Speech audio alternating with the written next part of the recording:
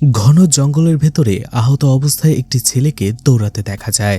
সে আহত ছিল, কিন্তু সে কাউকে দেখে ভয়ে পালাচ্ছিল। হোঁচট খেয়ে পড়ে যেতেই সে সামনে একটি কাঁটাতারের বেড়া দেখতে পায়। আর যখনই সেই বেড়া ভেদ করে সে যেতে যাবে, সেখানে ইলেকট্রিক শকে সে সেখানেই মারা যায়। এরপরে সেই ছেলেটির লাশ অজ্ঞাত কেউ টানতে টানতে নিয়ে যায়। কিন্তু কে, আর এই ছেলেটি এখানে কী বা করছিল? অন্যদিকে এক যুগলের লং ডিস্টেন্স রিলেশনশিপ, আর তারা অনেকদিন পরে দেখা করতে আসে।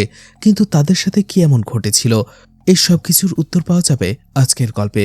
আর আজকের গল্পটা একেবারেই অন্যরকম হতে চলেছে, কারণ আজ এক্সপ্লেন করব 2025 সালে মালায়ালাম ভাষায় মুক্তি পাওয়া সাইকোলজিক্যাল থ্রিলার এবং সার্ভাইভাল মুভি এলিজা। তা আশা করি মুভিটি আপনাদের ভালো লাগবে। Hi guys, welcome to my channel. ফিল্মের গল্প এমন নতুন আর অসাধারণ সব মুভি আর ওয়েব সিরিজের এক্সপ্লেনেশন বাংলায় দেখতে চাইলে চ্যানেলটিকে সাবস্ক্রাইব করে রাখতে পারেন। মুভির শুরুতেই একজন মহিলাকে দেখা যায় তার ছোট্ট মেয়েকে খাবার খাওয়ানোর জন্য তার পিছু পিছু দৌড়াচ্ছে, কিন্তু মেয়েটিকে সে ধরতেই পারছে না। তার বাচ্চা মেয়েটি কখনো এইদিকে তো কখনো ওইদিকে দৌড়াদৌড়ি করছে, আর সেই মহিলাটি প্রাণপণ চেষ্টা করছে তার মেয়েকে একটু খাবার খাওয়ানোর জন্য। এরপরে সিন কাট হয়ে যায়। ঘটনা চলে আসে 40 বছর পরে। সকালবেলাতেই এলিজাকে ঘুম থেকে উঠতে দেখা যায়। বেড থেকে নেমেই সরাসরি সে কিচেনে চলে আসে আর তার মাকে জিজ্ঞেস করে, মা আজকে ব্রেকফাস্টে স্পেশাল কি আছে? কিন্তু দেখা যায় এলিজার মা তার কথাতে তেমন পাত্তা দেয় না, শুধু সাধারণভাবে বলে, ফ্রেশ হয়ে নাও, আমি খাবার দিচ্ছি। আর ঠিক তখনই তারা শুনতে পায় এলিজার নানি চিৎকার করছে, বলছে, এত বেলা হয়ে গেল, এখন পর্যন্ত আমি খাবার পেলাম না। আজকে কি সকালে আমি না খেয়েই থাকবো? তাড়াতাড়ি আমার খাবার নিয়ে আসো। কিন্তু এলিজা আর এলিজার মা কেউ তার কোনো কথা পাত্তাই দেয় না। কথা শোনার পরে তারা আবারও তাদের স্বাভাবিক কাজই করতে শুরু করে। এরপরে এলিজাকে দেখা যায় সে ফ্রেশ না হয়ে উল্টো তার মোবাইল নিয়ে কিছুক্ষণ ঘাটাঘাটি করে। আর এরপরেই তার প্রেমিক মেলভিনকে কল করে, যে তখন অফিসেই ছিল। সে তাকে গুড মর্নিং জানায় এবং তারা দুজনেই বেশ কিছুক্ষণ কথা বলে। আসলে তাদের সম্পর্কটা ছিল লং ডিস্টেন্স রিলেশনশিপ। মেলভিন অন্য একটা শহরে ছিল, মেলভিন অন্য একটা শহরে থাকতো। তাদের পরিচয়টা সোশ্যাল মিডিয়াতে, তারা কখনো একসাথে দেখা করেনি। তাদের সম্পর্কটা মোবাইলেই। তাই সারাদিনের মধ্যে সবসময়ই এলিজা এবং মেলভিন মোবাইলে খবর আদান প্রদান করে, ভাবের আদান প্রদান করে।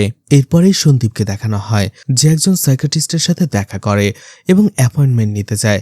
অর্থাৎ সন্দীপের মানসিক সমস্যা ছিল, কিন্তু সেই ডক্টর বলে আসলে রিসেন্টলি কোয়ারেন্টাইন শেষ হয়েছে, যার ফলে সবাই যার যার ব্যক্তিগত কাজ নিয়ে ব্যস্ত।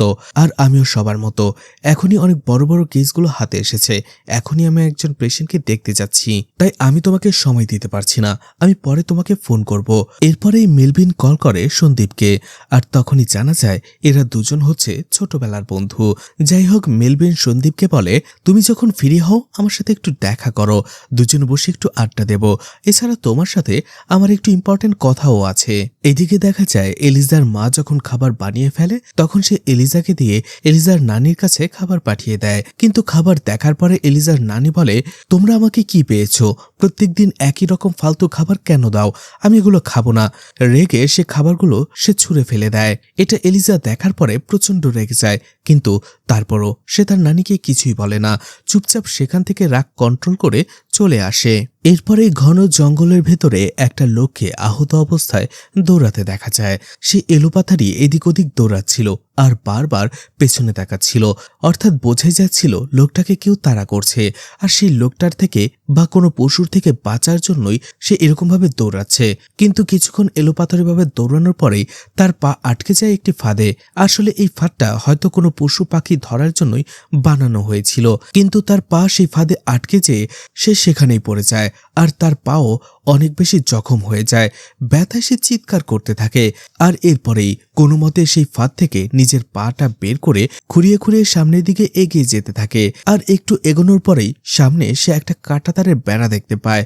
সে ভাবে এই বেড়া ভেদ করলে হয়তোবা সে বেঁচে যেতে পারে, আর এই জন্য অনেক কষ্টে সেই বেড়ার কাছে আসে এবং কাঁটাতারের বেড়াটা ধরতেই সেই বেড়া থেকে সে প্রচণ্ড ইলেকট্রিক শক পায়, আর যার ফলে সে সেখানেই মারা যায়। অর্থাৎ এই কাঁটাতারের বেড়াতে বিদ্যুৎ প্রবাহ ছিল।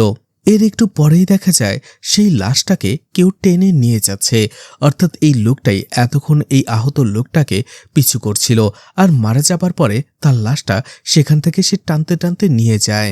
পরের দিন দেখা যায় সেই ডক্টরের কাছে সন্দীপ আবারও আসে। আর সেই ডক্টর তখন ফ্রি ছিল, এই জন্য সে সন্দীপকে বলে, এখন বলো তোমার সমস্যা কি, আমি যত দূর পারি তোমাকে সাহায্য করব। এরপরেই সন্দীপ যে বিষয়টা নিয়ে বারবার পেরেশানির মধ্যে আছে এবং যে ঘটনাটাকে বারবার ডিস্টার্ব করছে সেটাই ডক্টরকে বলতে শুরু করে। ঘটনা চলে যায় 5 বছর আগে, যেখানে মুম্বাইতে সন্দীপের একটা কনস্ট্রাকশন কোম্পানি ছিল। বেশ কয়েক বছর পরিশ্রম করার পরে তার কোম্পানিটা সে দাঁড় করিয়েছে। আর এই কোম্পানি দিয়ে এখন সে নিজের পায়েও দাঁড়িয়ে গেছে, সেটেল হয়ে গেছে। তার কোম্পানিতে নতুন কর্মী নিয়োগ দিতে চেয়েছিল। তখনই সেই কোম্পানিতে অঞ্জলি ইন্টারভিউ দিতে আসে। অঞ্জলি ইন্টারভিউতে ভালোভাবে টিকে যায়, কিন্তু যেহেতু সন্দীপের কোম্পানিটা নতুন ছিল এবং ছোট ছিল, তাই সে তার কর্মীদের বেশি বেতন দিতে পারত না। দেখা যায় অঞ্জলি সেই কম বেতনেই চাকরি করতে রাজি হয়ে যায় এবং সে কোম্পানিতে জয়েন হয়ে যায়। ধীরে ধীরে তাদের মধ্যে সম্পর্কটা আরো ভালো হতে থাকে। একদিন সন্দীপ অঞ্জলিকে কল করে, কারণ আজকে সে অফিসে আসেনি। সন্দীপ বলে, বাইরে একটি রেস্টুরেন্টে তুমি আমার সাথে দেখা করো। অঞ্জলিও রাজি হয়ে যায়। এরপরেই তারা একটা রেস্টুরেন্টে দেখা করে। সেখানে সন্দীপ অঞ্জলিকে বলে, আমি বেশ কিছুদিন ধরে খেয়াল করছি তুমি একটু মনমরা হয়ে থাকছো, কি সমস্যা, কোনো বিপদে পড়েছো? অঞ্জলি তখন তার সমস্যার কথা সবকিছু খুলে বলে। আসলে তার বাবা খুব অল্প বয়সে মারা গিয়েছিল, আর সে বেশ অনেক টাকাই ঋণ রেখে গিয়েছিল। সে অনেক কষ্টে সেই ঋণগুলো পরিশোধ করছে, কিন্তু দেনাদাররা এখন তাকে চাপ দিচ্ছে। তার বেতন অল্প, সে একসাথে এতগুলো টাকা কিভাবে ঋণ পরিশোধ করবে? কথাটা শুনে খুবই খারাপ লাগে সন্দীপের। এই জন্য অঞ্জলির ঋণের পরিমাণটা জেনে সন্দীপ পুরো টাকাটা নিজে থেকে দিয়ে দেয় আর অঞ্জলিকে ঋণমুক্ত করে নেয়। এতে অঞ্জলি হতবাক হয়ে যায়, সে অনেক বেশি খুশি হয়ে যায়। সন্দীপের ভেতরে থাকা এই ভালো মানুষটিকে চেনার পরে অঞ্জলি তাকে প্রপোজ করে বসে। অন্যদিকে সন্দীপও অঞ্জলিকে আগে থেকেই মনে মনে ভালোবাসত, আর এই জন্যই সে তার প্রপোজাল গ্রহণ করে নেয়। কয়েকদিন সময় কাটানোর পরেই তারা বিয়ে করে নেয়। তাদের নতুন সংসারটা খুব ভালো কাটছিল। এর কয়েকদিন পরেই অঞ্জলির বার্থডে চলে আসে, আর সন্দীপ ভাবে এবারের বার্থডেটা স্পেশাল বানাবে। সে অঞ্জলিকে সারপ্রাইজ দেবে, এই জন্য সে একটি গোল্ড রিং কিনে। এছাড়া অঞ্জলিকে বলে রেডি হয়ে থাকার জন্য। সন্ধ্যায় অঞ্জলিকে নিয়ে নির্জন একটা জায়গায় আসে। আসলে আগে থেকেই সেই জায়গাটা বার্থডে পার্টির জন্য তৈরি করে রাখা হয়েছিল। অঞ্জলি তাকে বলে, এমন একটা নির্জন জায়গায় আমাকে কেন নিয়ে আসলে?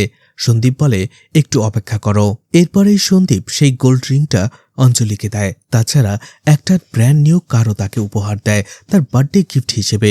এটা দেখার পরে অঞ্জলি তো হতবাক হয়ে যায় আর বলে, আমি তো এসব কিছু কল্পনাই করতে পারিনি। অঞ্জলি অনেক খুশি হয়ে যায়। তারা দুজনেই সেখানে রোমান্টিক মুহূর্ত কাটাতে শুরু করে। ঠিক তখনই একটু পরেই দেখা যায় নাগেন্দ্র আরও একটা লোক নিয়ে সেখানে চলে আসে। আসলে এই নাগেন্দ্র আর সন্দীপ পূর্ব পরিচিত। নাগেন্দ্র সন্দীপের কোম্পানিতেই চাকরি করত, কিন্তু সেই চাকরি করা অবস্থায় সে একটা ফ্রডের মধ্যে জড়িয়ে পড়ে। এইটা যখন সন্দীপ জানতে পারে, সেই কোম্পানি থেকে তাকে বের করে দেয়। তাই সন্দীপ নাগেন্দ্রকে দেখে তেমন একটা খুশি হয় না। নাগেন্দ্র বলে, তুমি যখন আমাকে চাকরি থেকে বের করে দিয়েছ তখন আমার সবকিছু শেষ হয়ে গেছে। আমার পরিবার সেই বিষয়টা জানার পরে আমার স্ত্রীও আমাকে সম্মান করে না। আমি আমার স্ত্রীর কাছে পর্যন্ত যেতে পারি না, আর তুমি এখানে বসে তোমার স্ত্রীর সাথে রোমান্স করছো। তোমাকে উচিত শিক্ষা দিতে না পারলে আমার ঘুম আসবে না। এটা শোনার পরে সন্দীপও রেগে যায়, যার ফলে দুজনের মধ্যে ঝগড়া বেঁধে যায়। দুজনের মধ্যে হাতাহাতি শুরু হয়ে যায়। তাদের ঝগড়াটা অনেক বেড়ে যায়, যার ফলে অঞ্জলি এবং নাগেন্দ্রর সাথে যে লোকটা এসেছিল দুজনেই সেই ঝগড়া থামানোর চেষ্টা করে, তাদের দুজনকে বাধা দেওয়ার চেষ্টা করে, কিন্তু দুজনেই প্রচন্ড রেগেছিল। একটা সময় নাগেন্দ্র অঞ্জলিকে ধাক্কা মেরে বসে, আর এতে করেই অঞ্জলি একটু পেছনে ছিটকে পড়ে। সে হতবাক হয়ে যায়, কারণ সেখানে থাকা সরু একটা রড অঞ্জলির মাথায় ঢুকে গেছে, আর অঞ্জলির সাথে সাথে সেখানে মারা গেছে। সন্দীপ তো পুরোপুরি শকড হয়ে যায়। সে অঞ্জলিকে অনেক বেশি ভালোবাসতো, আর সেই অঞ্জলি তার সামনে এভাবে মরে পড়ে রয়েছে। এই ঘটনা থেকে সন্দীপ অনেক বড় একটা শক খায়। কোনোভাবেই এই ঘটনাকে সে ভুলতে পারছে না। সন্দীপ মনে মনে অঞ্জলির মৃত্যুর জন্য নিজেকে দায়ী করে। সে ভাবে যদি সে তাকে সেখানে না নিয়ে যেত, হয়তোবা অঞ্জলি আজও বেঁচে থাকতো। সেই ঘটনার 2 বছর হয়ে গেছে। অঞ্জলির শোক ভুলতে না পেরে তার মানসিক ভারসাম্য নষ্ট হয়ে যায়। এজন্য তার কাছের মানুষরা তাকে মানসিক হাসপাতালে হাসপাতালেও পাঠায়। সেখান থেকে সে ফিরে এসেছে সুস্থ হয়ে, কিন্তু তারপরও সেই ঘটনা তার মনের ভেতরে এমনভাবে গেঁথে গেছে সে ঠিকঠাকভাবে চলাফেরাই করতে পারছে না। আর এই সময়ের মধ্যে সন্দীপের কোম্পানিটাও একেবারে ধ্বংস হয়ে যায়, যার ফলে সে পথের ফকির হয়ে যায়। সবকিছু মিলিয়ে সন্দীপ একেবারেই ভেঙে পড়ে। সন্দীপ ডক্টরকে বলে, আমি অনেকবার আত্মহত্যার চেষ্টা করেছি, কিন্তু সাহসে কুলায়নি বা আমার ভাগ্য সহায় ছিল না, যার ফলে এই ভাঙা জীবন নিয়ে এখনো আমি বেঁচে আছি। সন্দীপের জীবন কাহিনী শোনার পরে ডক্টরের অনেক খারাপ লাগতে থাকে। ডক্টর বলে, আমি ডক্টর হিসেবে নই, তোমার বন্ধু হিসেবে বলছি। এই সব কিছু থেকে তোমাকে ধীরে ধীরে রিকভারি করতে হবে, আর এই জন্য এই সব কিছু থেকে দূরে যেতে হবে। তুমি একটা ট্রিপে যেয়ে কয়েকদিন ঘুরে এসো, আমার মনে হয় তোমার মনটা একটু ভালো হবে। এরপরে আবারও মেলভিন আর এলিজাকে দেখানো হয়, যারা ভিডিও কলে রাতের বেলা কথা বলছিল, প্রেম করছিল। লং ডিস্টেন্স রিলেশনশিপ হওয়ার কারণে দীর্ঘ সময় তারা মোবাইলে একে অপরকে সময় দেয়। কয়েকদিন পরেই এলিজার বার্থডে, এই জন্য মেলভিন মনে মনে ভাবতে থাকে কি করে এলিজাকে সারপ্রাইজ দেওয়া যায়। তাদের কথা যখন শেষ হয়, মেলভিন সাথে সাথেই সন্দীপকে কল করে আর বলে, এলিজার বার্থডে কয়েকদিন পরে, আর আমি চাই আমি তাকে সেখানে যে সারপ্রাইজ দেব, তুমি কি আমার সাথে যাবে? সন্দীপ প্রপোজালটা ফেরায় না, কারণ ডক্টরও তাকে বলেছিল একটু অন্য কোথাও যে ঘুরে আসতে, আর এই জন্য সে মেলভিনের সাথে যেতে রাজি হয়। এলিজার বাড়িটা ছিল শহর থেকে একটু দূরে, একটু গ্রামাঞ্চলের দিকে। তারা গাড়ি নিয়ে চলতে শুরু করে। পাহাড়ি আঁকাবাঁকা রাস্তা দিয়ে আসতে দুজনের খুব ভালোই লাগছিল। গল্প করতে করতে তাদের ট্রিপটা ভালোই জমে ওঠে, কিন্তু কিছু দূর আসার পরে হঠাৎ করেই তারা দেখতে পায় সামনের রাস্তাটা বন্ধ। আসলে পাহাড়ি রাস্তা, ঝড় বৃষ্টি হওয়ার কারণে গাছগুলো উপড়ে পড়েছিল, আর এই জন্যই সামনে আর তারা এগোতে পারছিল না। মেলভিন সন্দীপকে বলে, আর কোনো উপায় নেই, চলো এখান থেকে হাঁটতে শুরু করি, আমার মনে হয় না বাড়িটার বেশি দূরে। সন্দীপ বলে, না মেলভিন, তুমি যাও, এমনিতেই গতকাল রাতে আমি ঘুমাইনি, আমার অনেক টায়ার্ড লাগছে, আমি বরং গাড়িতে বসে একটু ঘুমিয়ে নেই। আর যদি কোনো প্রবলেম হয়, কোনো দরকার হয়, আমাকে জাস্ট একটা কল করো, আমি সাথে সাথে চলে আসব। মেলভিনও সন্দীপকে আর জোর করে না, সে একাই যেতে শুরু করে, আর সন্দীপও গাড়িতে বসে রেস্ট নিতে শুরু করে। কিছু দূর হাঁটার পরে মেলভিন এলিজার বাড়িতে চলে আসে। যখনই এলিজার দরজা খুলে মেলভিনকে দেখে, সে অবাক হয়ে যায় আর প্রচন্ড খুশি হয়। এলিজা বলে, তুমি তো আমাকে পুরো শকড করে দিয়েছো, তাড়াতাড়ি ভেতরে আসো। আসলে এলিজা মেলভিনের কথা তার মাকে অনেক আগেই বলেছিল, এই জন্য এলিজা মেলভিনকে ভেতরে বসতে দিয়ে তার মাকে ডেকে নিয়ে আসে। এলিজার মাও যখন মেলভিনকে দেখে, সে অনেক খুশি হয়ে যায়। আসলে এলিজার মাও মেলভিনকে নিজের মেয়ের জামাই হিসেবে পছন্দ করত। মেলভিনও তাদের সবার সাথে কথা বলে অনেক খুশি হয়। এরপরেই এলিজা মেলভিনকে নিজের রুম দেখানোর কথা বলে তার রুমে ডেকে নিয়ে আসে, আর তখনই সুযোগ পেয়ে মেলভিন একটা রিং দিয়ে এলিজাকে তার বার্থডে উইশ করতে থাকে। এতে এলিজা আরো বেশি খুশি হয়ে যায়। লং ডিস্টেন্স রিলেশনশিপে এই প্রথমবার তারা একে অপরের মুখোমুখি হলো। একে অপরের প্রতি আকর্ষণটাও অনেক বেশি ছিল, তাই খুব অল্প সময়ে তারা ঘনিষ্ঠ হয়ে পড়ে। কিন্তু ঠিক তখনই এলিজার মা মেলভিনের জন্য জুস নিয়ে আসে, আর এলিজার মার আসার শব্দ পেয়ে তারা তাড়াতাড়ি ঠিকঠাক হয়ে বাইরে বের হয়ে আসে রুম থেকে। এলিজা তার মাকে জানাচ্ছিল যে মেলভিন একটু পরেই চলে যাবে। তখনই এলিজার মা বলে, কি বলো, এত দূর থেকে এসেছো, এত দূর ড্রাইভ করেছো, এক কাজ করো, ফ্রেশ হয়ে নাও, খাওয়া দাওয়া করো, আজকের রাতটা এখানেই থেকে যাও, কালকে যেও। মেলভিন একটু ভেবে বলে, ঠিক আছে, থাকাই যায়। এতে এলিজাও খুশি হয়ে যায়। এলিজার মা একটু পরে ভেতরে চলে যায়। আবারও এলিজা আর মেলভিন একসাথে বসে রোমান্টিক কথা বলতে থাকে, কিন্তু একটু পরেই মেলভিনের একটু অস্বাভাবিক লাগে, সে কেমন যেন অস্বস্তি বোধ করে, আর এই জন্য সে তাড়াতাড়ি ওয়াশরুমের দিকে চলে যায়। কিন্তু ওয়াশরুমে আসতেই তার অবস্থা আরো বেশি খারাপ হতে শুরু করে। ওয়াশরুম থেকে বের হতেই মেলভিন সেখানে অজ্ঞান হয়ে পড়ে যায়। এটা দেখে এলিজা প্রচন্ড ভয় পেয়ে যায়। সে তার মাকে তাড়াতাড়ি ডেকে নেয় আর বলে, মেলভিনের কি যেন হয়েছে, সে অজ্ঞান হয়ে পড়ে গেছে। সিন কাট হয়ে যায়। কিছুক্ষণ পরেই মেলভিনের জ্ঞান ফেরে, কিন্তু সে দেখতে পায় তাকে কোনো একটা চেয়ারের সাথে বেঁধে রাখা হয়েছে, আর তার সামনেই তার প্রেমিকা এলিজা দাঁড়িয়েছিল।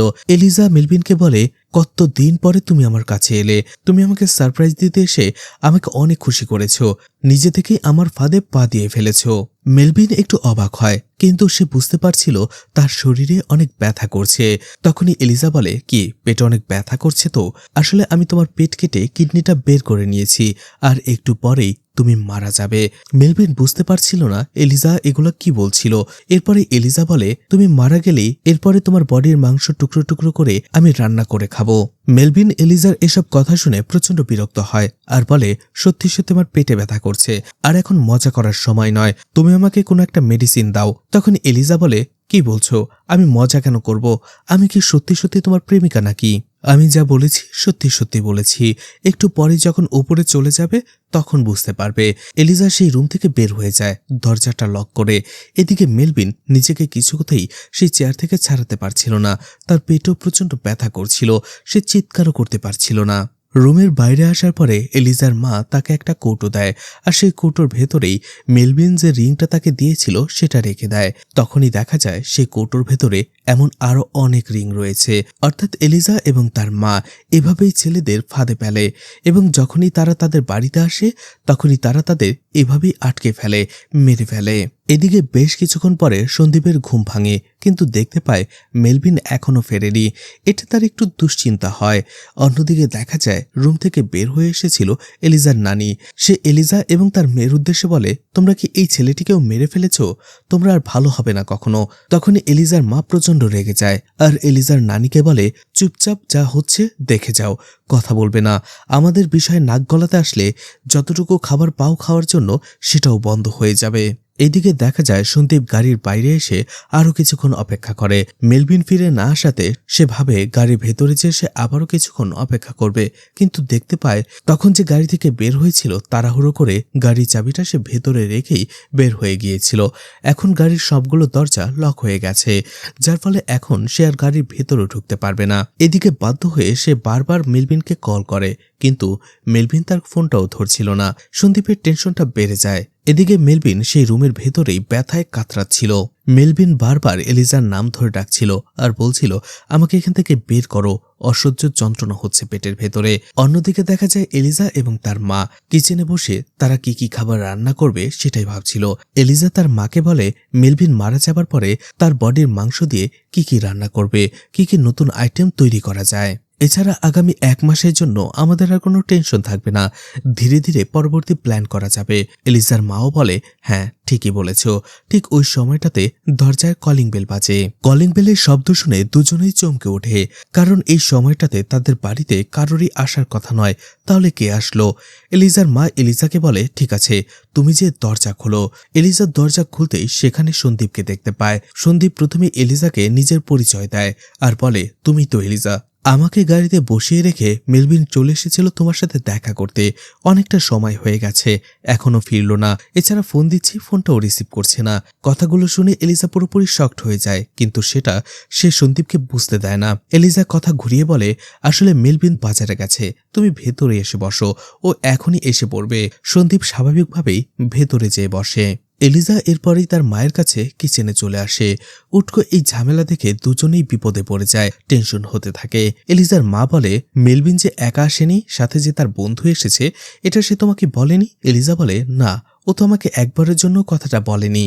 আমি তো ভেবেছিলাম ও একাই এসেছে। কিছুক্ষণ পরে এলিজার মা শয়তানের মতো হাসতে থাকে আর বলে, যা হবার ভালোই হয়েছে, চলো একেও আমাদের শিকারে পরিণত করি। জুসটা নিয়ে ওকে খাইয়ে দাও। সে জুসের ভেতরে কোনো একটা মেডিসিন মেশাতে থাকে। এদিকে এলিজার নানি সন্দীপের কাছে চলে আসে আর তার কাছে এসে ধীরে ধীরে বলতে থাকে, তুমি এখান থেকে এখনই চলে যাও, জীবন বাঁচাতে চাইলে, না হলে তোমাকে ওরা মেরে ফেলবে। সন্দীপ অবাক হয়ে যায়, আমাকেও মেরে ফেলবে মানে? আর কাকে মেরেছে? এলিজার নানি যখনই কিছু বলতে যাবে তখনই এলিজার মা আর এলিজা সেখানে চলে আসে। এলিজার মা বলে, আসলে উনি আমার মা, এলিজার নানি। ওনার একটু মানসিক সমস্যা রয়েছে, উল্টোপাল্টা কথা বলে আর সবকিছু ভুলে যায়।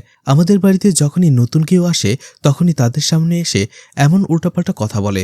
তুমি ওনার কথায় গুরুত্ব দিও না, মা তুমি ভেতরে চলে যাও। সন্দীপ বলে, ও আমিও সেটাই ভাবছিলাম। এলিজার মা বলে, হ্যাঁ আমরা ওনার ট্রিটমেন্ট করাচ্ছি, আশা করি খুব শীঘ্রই উনি ভালো হয়ে যাবে। এরপরে তারা সন্দীপকে বসিয়ে রেখে আবারও দুজনে কিচেনে চলে আসে। এলিজার মা বলে, অনেক বড় বাচ্চা বেঁচে গেছি, ছেলেটি হয়তোবা সন্দেহ করেনি, আর সন্দেহ করতেও দেয়া যাবে না। এই জন্য সে আর একটু বেশি করে মেডিসিন মেশাতে থাকে সেই জুসের মধ্যে। এদিকে তখনই সন্দীপ সোফার এক কোণায় একটা ফোন দেখতে পায়, আর ফোনটা দেখে সে চিনে ফেলে, কারণ সেটা মেলভিনের ফোন ছিল। তখনই সন্দীপের সন্দেহ বাড়তে শুরু করে। সে ভাবে এলিজা তো বলেছিল মেলভিন বাজারে গেছে, তাহলে সে তার ফোনটা এখানে রেখে গেল কিভাবে, আর এই ফোনটা এখানে পড়ে আছে কি করে? তার মানে কি এলিজার নানি যা বলেছে সেটা সত্যি? তখনই এলিজা তাকে এনে জুস দেয় খাওয়ার জন্য, কিন্তু সন্দীপ খেতে চায় না। তখনই এলিজা ইনডিরেক্টলি তাকে জোর করতে থাকে, আর ঠিক তখনই সন্দীপ আরও বেশি নিশ্চিত হয়ে যায় যে নিশ্চিত কোনো একটা প্রবলেম তো রয়েছে, আর এই জন্য সে জুস না খাওয়ার জন্য বাহানা করতে থাকে। বলে, আমার শরীরটা একটু অসুস্থ, আমার ওষুধ খেতে হবে, তুমি কি আমার জন্য একটু গরম পানি নিয়ে আসতে হবে? এলিজা আবারও কিচেনে চলে আসে আর তার মাকে বলে, এই জন্য তার মা সাথে সাথে গরম পানি করে সেটার ভেতরেও একই মেডিসিন মিশিয়ে দেয়। এলিজা গরম পানি এনে দিলে সন্দীপ গরম পানিটা খেতেই যাবে, ঠিক তখনই থেমে যায় আর বলে, দেখেছো, আবারও ভুলে গেছি, আমার ওষুধটা তো আমি গাড়ির ভেতরেই রেখে এসেছি, আমি 1 মিনিট আসছি, এখনই ওষুধটা নিয়ে আসছি। এটা বলে সাথে সাথে গরম পানির গ্লাসটা রেখেই সে বাসা থেকে বের হয়ে যায়। অন্যদিকে এলিজা এবং তার মাকে সন্দীপ কিছু বলার সময়ই দেয় না, অন্যদিকে তারাও তাকে বাধা দিতে পারে না। কিন্তু বের হওয়ার একটু পরেই তাদের মনে হতে থাকে সন্দীপের আচরণ অস্বাভাবিক, হয়তোবা সন্দীপ তাদেরকে সন্দেহ করেছে, আর এই জন্য তারা দ্রুত একটা গান নিয়ে বাইরে বের হতে থাকে। দুজনে দুই দিকে সন্দীপকে খুঁজে বেড়ায়, কিন্তু আশেপাশে কোথাও সন্দীপকে আর দেখতে পায় না। এলিজার মা প্রচন্ড টেনশনে পড়ে যায়। এলিজাকে বলে, এখনই সেই কাটা তারের বেড়ার ভেতরে ইলেকট্রিকটা অন করে দাও, যদি সন্দীপ এখান থেকে বের হতে পারে তাহলে আমাদের সবকিছু শেষ হয়ে যাবে। অর্থাৎ জঙ্গলের ভেতরে যে লোকটা ইলেকট্রিক শক খেয়ে মারা গিয়েছিল তাকে এরাই মেরেছিল। অন্যদিকে দেখা যায় এলিজা এবং তার মায়ের কথাগুলো পাশ থেকে দাঁড়িয়ে লুকিয়ে লুকিয়ে শুনে ফেলে সন্দীপ। সন্দীপ আসলে দৌড়ে পালিয়ে যায়নি, সে বাসারই আশেপাশে লুকিয়েছিল। সেখানে দাঁড়িয়ে এলিজা এবং তার মায়ের আরো কিছু কথা শোনার পরে সন্দীপ তো পুরোপুরি শকড হয়ে যায়, কারণ সে ততক্ষণে তাদের কথা শুনে বুঝতে পেরে গিয়েছিল এলিজা এবং তার মা মানুষ মেরে তাদের মাংস খায়। সন্দীপ ভাবতে থাকে, এরা কি নরপিচাস নাকি, এরাগুলো কি করছে? ভয়ে তার হাত পা কাঁপতে থাকে। ধীরে ধীরে লুকিয়ে লুকিয়ে সে অন্য জায়গায় চলে আসতে থাকে। কোনো মতে অন্য একটা রুমের কাছে চলে আসে। তখনই সেই রুমের ভেতরে মেলভিনের আর্তনাদ সে শুনতে পায়, বুঝতে পারে এখানে তার মেলভিনকে আটকিয়ে রেখেছে। সন্দীপ তাকে নিচু স্বরে বলে, আমি এসে গেছি তোমাকে বাঁচানোর জন্য। সন্দীপ মেলভিনকে বলে, আমি তোমার বন্ধু, আমি চলে এসেছি, টেনশন করো না, আমি তোমাকে এখনই বাঁচিয়ে নেব। সে যখনই দরজাটা খোলার চেষ্টা করছিল ঠিক তখনই শব্দ পেয়ে এলিজা এবং তার মা সেখানে চলে আসে, আর সন্দীপের মাথায় সেই গানটা দিয়ে আঘাত করে তাকে অজ্ঞান করে ফেলে। কিছুক্ষণ পরে সন্দীপের যখন জ্ঞান ফেরে সে দেখতে পায় সন্দীপও সেই রুমের ভিতরে আটকে রয়েছে যেখানে তারা মেলভিনকে আটকে রেখেছিল। সন্দীপ মেলভিনের কাছে আসে, মেলভিন তাকে সবকিছু খুলে বলার চেষ্টা করে। সন্দীপ বলে, আমি সবকিছু জেনে ফেলেছি, আর তুমি টেনশন করো না। মেলভিন বলে, আমার পেটে অসহ্য ব্যথা হচ্ছে, প্লিজ আমাকে ডক্টরের কাছে নিয়ে চলো, এখান থেকে বের করে নিয়ে চলো। সন্দীপ বলে, তুমি একটু ধৈর্য ধরো, আমি নিশ্চয়ই কোনো একটা উপায় বের করে ফেলবো। কিন্তু তখনই দেখা যায় দুর্ভাগ্যক্রমে মেলভিন সেখানেই মারা যায়। সন্দীপ আবারও বড়সড় একটা ধাক্কা খায়। এদিকে এলিজা এবং তার মা বসে খাবার খাচ্ছিল আর কথা বলছিল।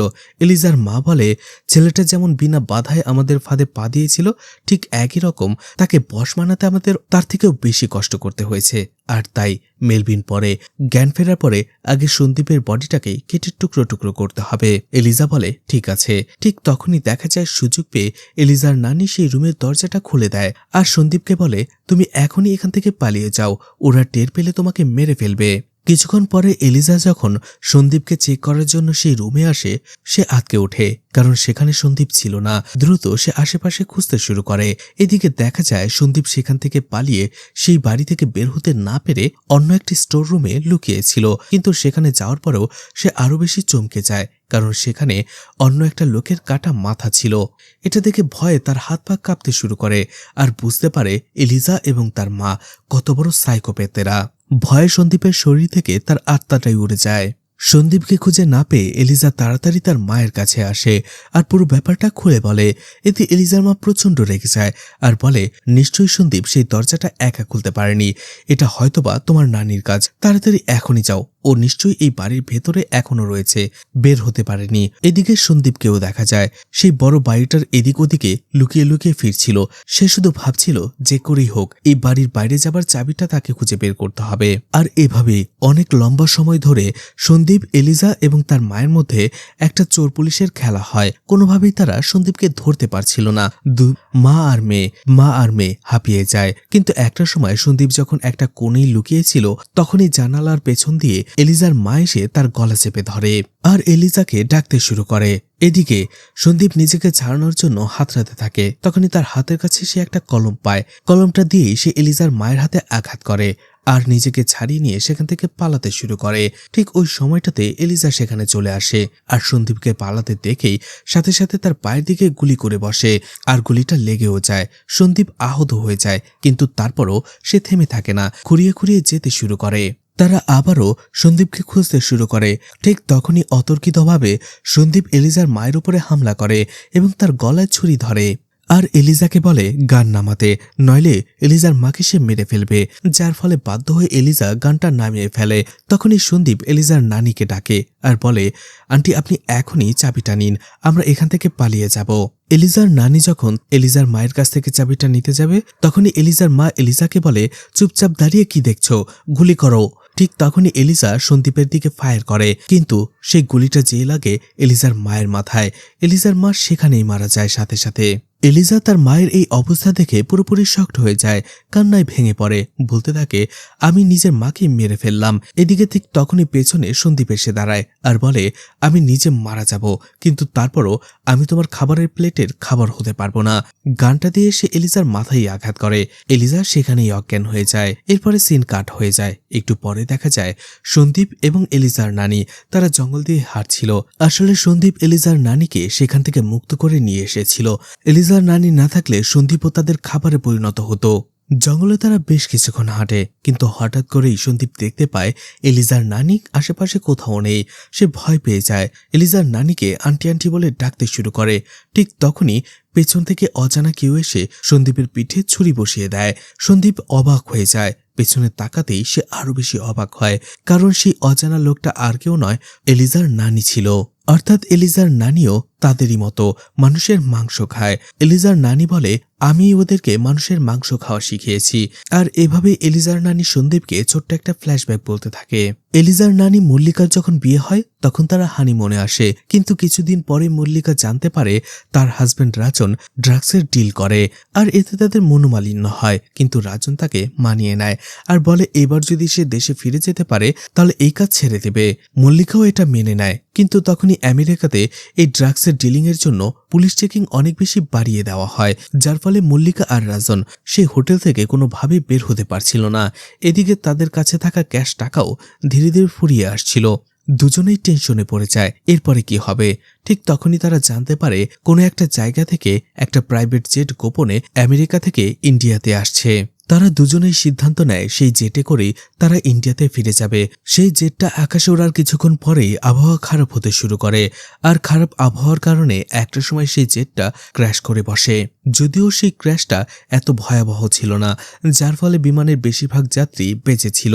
ওই সময় এত প্রযুক্তি ছিল না, যার ফলে তারা কোথাও অন্য কারোর সাথে যোগাযোগ করতে পারছিল না। তাই তারা সবাই মিলে সিদ্ধান্ত নেয় এখান থেকে তাদের নিজেদেরই বের হতে হবে কোনো একটা উপায়ে। তারা দলবদ্ধ হয়ে হাঁটতে শুরু করে, কিন্তু কিছুক্ষণের মধ্যেই তারা সবাই দুর্বল হয়ে পড়ে। আসলে জেট ক্র্যাশ করেছে, তার উপরে অনেকক্ষণ ধরে কোনো কিছুই খায়নি তারা। ক্ষুধা আর ব্যথার কারণে সেখানেই কয়েকজন লোক মারা যায়। যদিও বাকিরা সামনে এগিয়ে যায়, কিন্তু দেখতে পায় ধীরে ধীরে একে একে মারা যাচ্ছিল সবাই। তখন বাকিরা বুঝতে পারে তাদের সামনে এগিয়ে যেতে হলে খাবার খেতে হবে, সুস্থ থাকতে হবে, গায়ে শক্তি লাগবে। কিন্তু আশেপাশে খাবারের কোনো ব্যবস্থাই ছিল না, যার ফলে বাধ্য হয়ে তারা সিদ্ধান্ত নেয় এবার তারা মানুষের মাংসই খাবে, কারণ বেঁচে থাকতে হলে তাদের আর কোনো পথ খোলা নেই। যদিও মল্লিকা আর রাজন প্রথমে এতে একেবারেই দ্বিমত পোষণ করে, কিন্তু পরে তারা বুঝতে পারে বেঁচে থাকতে হলে তাদেরকেও এই কাজটা করতেই হবে। তাই তারা বাধ্য হয়েই মানুষের মাংস খায় বেঁচে থাকার জন্য। আর এভাবেই ধীরে ধীরে তারা সামনে এগোতে থাকে। অবশেষে লম্বা একটা জার্নির পরে অল্প কয়েকজন মানুষই শুধুমাত্র ইন্ডিয়াতে পৌঁছাতে পেরেছিল সেই মৃত মানুষের মাংস খেয়ে। তাদের মধ্যে মল্লিকা আর রাজনও ছিল। ইন্ডিয়াতে ফিরে আসার পরেই তারা জনমানব ছেড়ে জঙ্গলের ভেতরে একটা বাংলোতে থাকতে শুরু করে। আসলে সেই ঘটনা দুজনের মনেই গভীরভাবে ছাপ ফেলেছিল। তারা স্বাভাবিকভাবে মানুষের সাথে মিশতে পারছিল না। এই জন্য কেরালার একটা বাংলো বাড়িতে এসে তারা থাকতে শুরু করে। বেশ কিছু বছর কেটে যায়। তারাও সেই ঘটনা ধীরে ধীরে ভুলে যায়, কিন্তু জিহ্বার স্বাদটা তারা এখনো ভুলতে পারেনি। মৃত মানুষের মাংস খাওয়ার যে টেস্ট, সেটা তাদের বারবার প্যারা দিতে থাকে। আর এই জন্য তারা বিভিন্নভাবে অপরিচিত প্রতীকদের তাদের বাংলো বাড়িতে নিয়ে আসতো, ফাঁদে ফেলে মেরে ফেলতো, আর এরপরেই তারা তাদের মাংস খেত।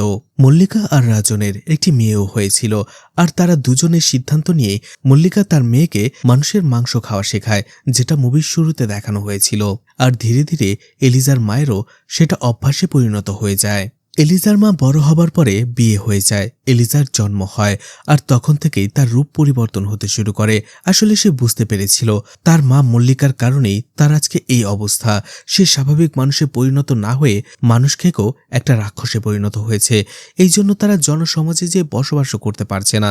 এই সব কিছু মিলিয়ে সে এলিজাকে অনেক বেশি কাছে টেনে নেয় আর নিজের মা মল্লিকাকে ঘৃণা করতে শুরু করে। কিন্তু ততদিনে সে অভ্যাসের দাসে পরিণত হয়ে গিয়েছিল, সে মাংস খাওয়ার অভ্যাস। কিন্তু দেখা যায় মল্লিকার মতো এলিজার মাও একই ভুল করে, এলিজাকেও ছোট থেকে একই অভ্যাস করায়। এলিজারও সেটা পছন্দ হয়, আর এরপরে এলিজা বড় হওয়ার পরে দুজনে একসাথে শিকারে নামে আর মানুষ মেরে সেটার মাংস খেতে শুরু করে।